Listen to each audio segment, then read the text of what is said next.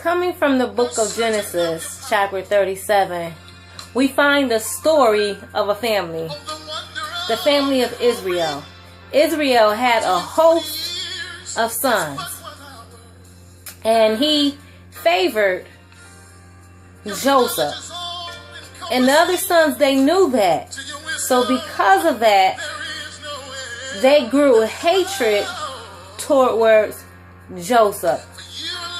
So I'm here to let you know that in 2015, people will hate on you. They will hate on you for vast amounts of reasons. And in Joseph's case, the intensity of the dislike was basically dealt by his very own brothers. Can somebody say that not even your family is exempt?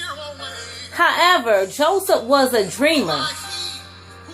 And as he shared his thoughts, his images, and his sensations from the REM hours of his night rest, the hatred from his brothers grew stronger and stronger and stronger.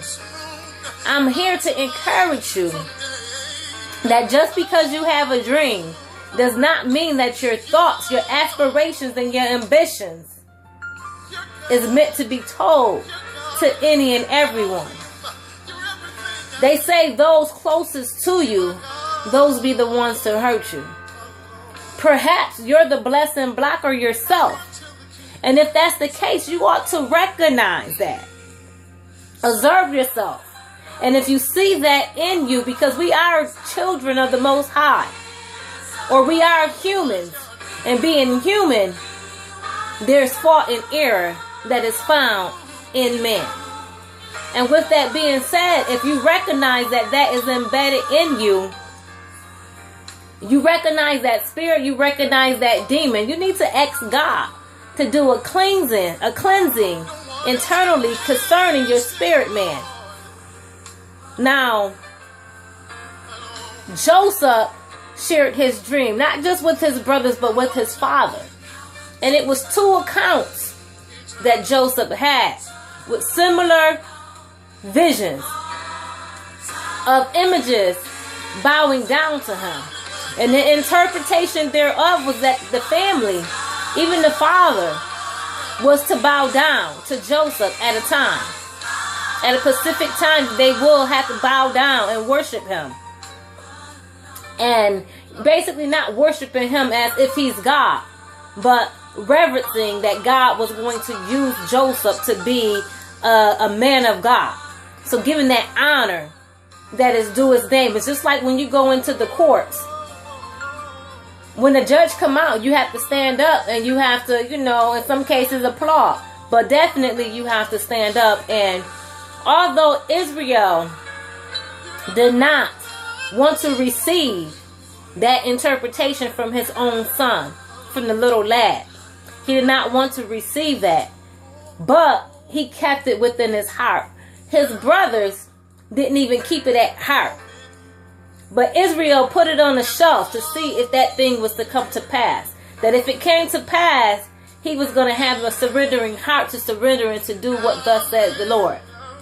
And that's how we ought to be. Joseph's brothers conspired to kill him. To kill their very own blood. They basically placed him in a deep pit without food, and they left him there to die. But in turn, they knew that it might get back to the father, that they had something to do with it. So they sold him over to the Ishmaelites, sharing a deceitful lie to Israel, whereby the father's spirit became very stressed. They prevented their father's spirit to be distressed, to the point that he had to crawl and cry out and mourn for his son day in and day out. And I just want to encourage you that in the year 2015, haters will ride your coattail. They will smile in your face, creating an action plan to take you out. And God is saying that he created you to be a dreamer. And if you continue to dream, your gift shall make room for you. I'm not here to prophesy a house. I'm not here to prophesy a spouse.